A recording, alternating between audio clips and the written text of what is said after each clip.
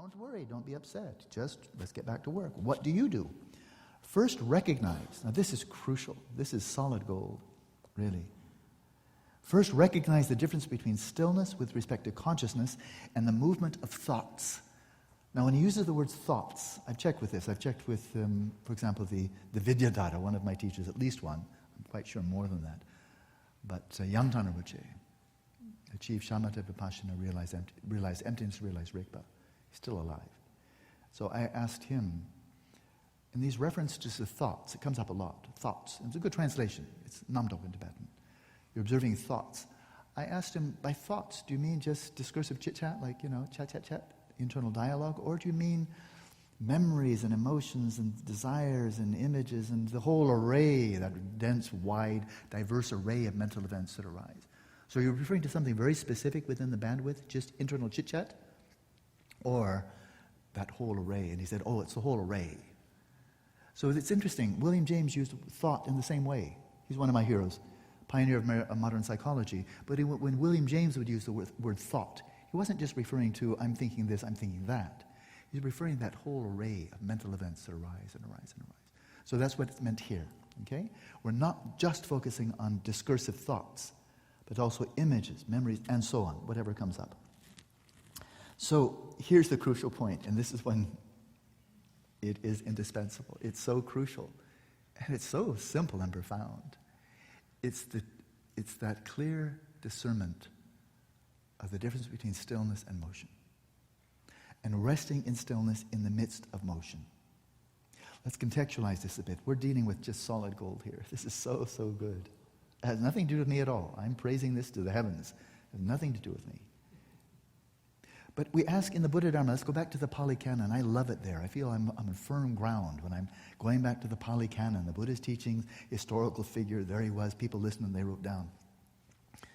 Why do we suffer? Why do we suffer physically? Why do we suffer mentally? That's pretty much it. Why are we so vulnerable to suffering? Is that necessary? Most people say, yeah, you're a sentient being. What do you expect? You're a human being. You're born to suffer.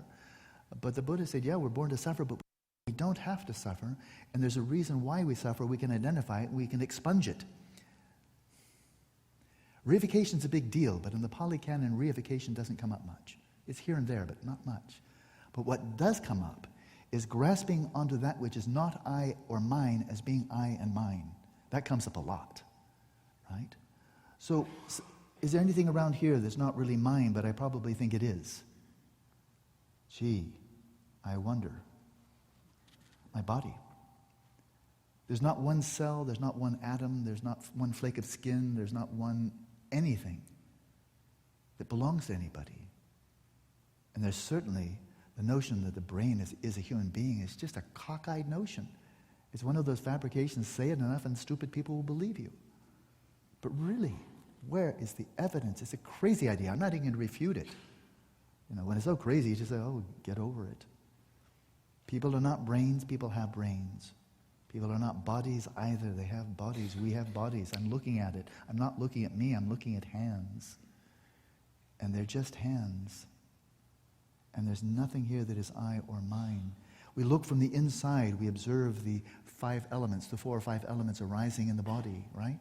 The sensations corresponding to earth, water, fire, air, and even space, attending to them, and none of them have a name tag.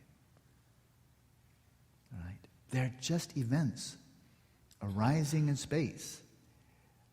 But we do have this very deeply ingrained inborn tendency to grasp onto this body as mine, your body as yours, and in grasping onto the body as I and mine, we are now set to suffer. It seems like it's inevitable. It seems like, no, but you're a body, what can you do? It is your body, what can you do? It really is your body. But it's not true. It's a habit. And to make that really obvious, some people are, quite understandably, very attached to their children.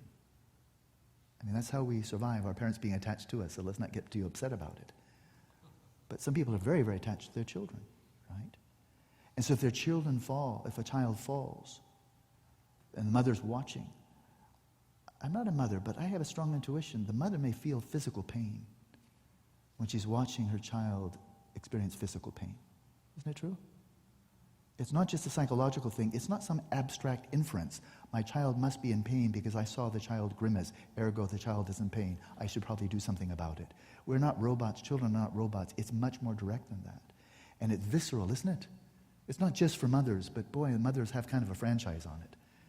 And fathers, really loving fathers, can experience something very comparable. But we can experience physical pain when those we identify with, that we love, we cherish, we identify with as my child, my spouse, my mother, we can experience physical pain with their physical pain. And it's about as real as anything else, let alone the psychological pain.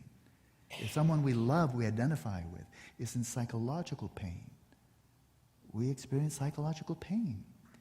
Not because they're sentient beings, because they're my sentient being. Some people, I think men especially, but I imagine some women, identify with our cars. Or, even more so, motorcycles. Watch somebody key your car. Then watch them key somebody else's car. One is very easy to bear. And the other one is, stop, I can't stand it.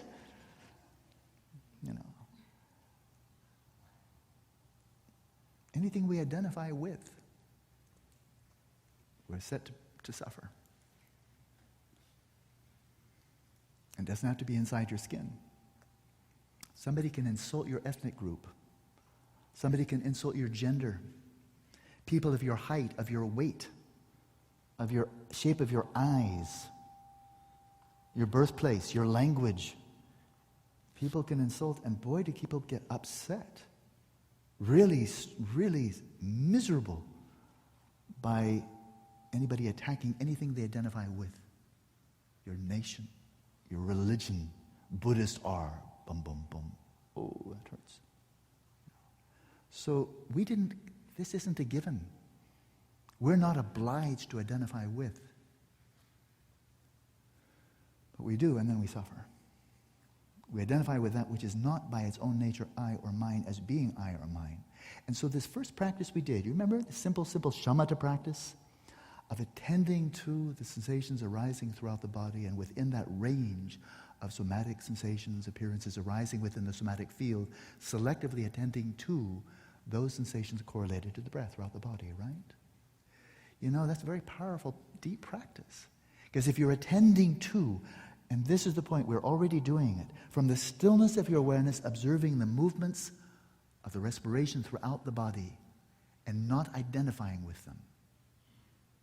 If you're simply dispassionately, quietly, and from the vantage point of stillness, and a direct, non-conceptual, simple witnessing, if you're simply witnessing something arising in the field of your experience, you're not identifying with it. You're witnessing it. If you're not reifying it, it won't make you suffer. And if you don't identify with it, it won't make you suffer. So in this practice of mindfulness of breathing, starting with this dispassionate, but clear and observant, but not identifying without the cognitive fusion of your awareness with the sensations arising within this field, you're observing the movements of the breath throughout the body, the movements of respiration, really, throughout the body. From the vantage point of the stillness of your awareness, it is very much like, if it's not flat out, is an out-of-body experience of your body. Because you're not observing the body from within the body, you're observing the body from the vantage point of the stillness of your own mental awareness, which is not located in the body. It's not in your head or your throat or your heart. It's not anywhere else. It's kind of out-of-body experience of your own body, but you're simply observing it as a space with field of events arising within it. And if you can sustain that without identifying with my breath, my body, my sensations, my feelings, then, in some cases they found mindfulness of breathing is as effective to ameliorate pain as morphine. Some studies. I'm not suggesting it's always going to work. It doesn't. Sometimes you need morphine. But this can be very powerfully effective, and it's simple. It's really simple. So we started there, where in kind of the shallow end of the pool, but it's so simple, and it's really not that difficult, is it? Just to observe the sensations throughout the whole body, arising, passing, that ebb and flow, the fluctuations corresponding to the breath. And to use the metaphor that Jujum Lingpo or Padmasambhava uses, but with respect to doing this, bringing the same quality of awareness to the mind, the movements of thoughts, which means all the activities, the movements of the mind. He says, as if, or like a cowherder watching his herd from afar, not identifying with the herd, not controlling the herd, not thinking they're my herd, just observing cows as cows, yaks as yaks, moving across the plain, attentively, with interest, but from the vantage point of stillness and non-identification. So in so doing, you simply observe the body as a matrix of events rising in space with no owner. If you get really good at that, not reifying your body, not reifying the sensations of the body, not identifying with them, now that will be a game changer. It's very similar. Developing that quality of awareness with respect to something we generally so fiercely reify and identify with. Looking into the mirror, how do I look today? You know, how many do that? Oh, that's me. Oh, I look awful today. Oh, I need to do something. I need to look better. I want to put on my best show. I want to appear good. And then we look into the mind. Whoa, a lot of work to do here. I don't want this mind. I better do something about that. This is my mind. I better put it into shape. So we reify it, we identify it, and then we try to improve it. You know? This is like trying to have good dreams. They're certainly more pleasant than bad dreams, of course. But you know it's better than having good dreams? Recognizing the dream as a dream, then it doesn't matter whether they're bad or good. Because they won't harm you and they won't help you. And they don't need to because they have no power. Because you didn't give them any power. So if you recognize a dream as a dream, it's powerless. And it doesn't matter whether you're being chopped to death by an alligator or being, fed nectar by a dakini.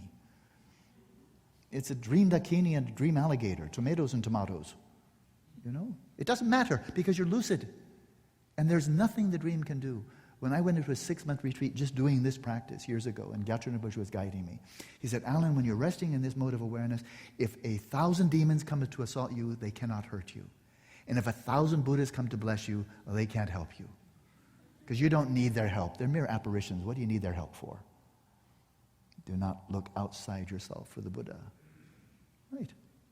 So, this was a nice training ground. That mindfulness of breathing, attending to the breath as the breath, sensations as sensations, and simply dispassionately, quietly, vigilantly observing movement from the perspective of stillness with respect to the body. And then we just shift the same practice, the same quality of awareness, and we just turn it inward to the mind and whatever's taking place in the mind. Don't reify, don't identify with it. Observe it from the vantage point of stillness. That's the practice. That's the key. That's the door opener. Distinguishing between the stillness of your awareness and the movement of thoughts. Now, for people that have had no such training, and there are most people, including many philosophers of mind, psychologists, neuroscientists, this just isn't part of the training. So let's not expect them to have abilities they don't have, because by and large they're never exposed to it. Right? So no false expectations, no disappointment. But I've met highly professionally trained people, one philosopher in particular, very distinguished, very eminent. And he just told me flat out, it's not possible to observe thoughts. This is after I've been doing it for maybe 10, 20,000 hours. And he was serious. It was really quite vehement. You cannot observe thoughts, you can only think them. And I think he was telling me the truth from his perspective. Why would he lie? I don't think he was lying at all. I think he was telling me his truth.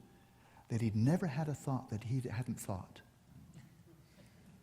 Not once. Apparently, I'm not standing in judgment of him, but when he says you can't do it, this means he wasn't able to do it, and if he can't, then how could anybody else? This is our ethnocentricity coming in again. But this is the natural thing for the untrained mind. An emotion comes up and you're emoting. A desire comes up and you're desiring. An intention comes up, you're intending, and a thought comes up and you're thinking it. And a memory comes up and you're remembering it. And a fantasy comes up and you're fantasizing it. It's cognitive fusion from start to finish, which means it's just saying, reality, I'm ready to suffer. Sock it to me. Because I'm going to identify with anything that comes up. Well then just be prepared. This will just never end. Identify with your body, identify with your mind. You are stuck. You're in the swamp of samsara, and there is no freedom for you ever. You can make it a nice swamp or a nasty swamp, but a swamp is a swamp. And sooner or later, we just have to get over it. Basta. And observe mental events as mental events, and physical events as physical events, not existing from their own side and not I or mine. And that's what the simple shamatha practice is about. To observe the movements of your mind from the vantage point outside the movements of the mind, resting in stillness. Stillness of your own mental awareness. So that's the critical point here. Oh, let's see where it goes. This is getting quite exciting.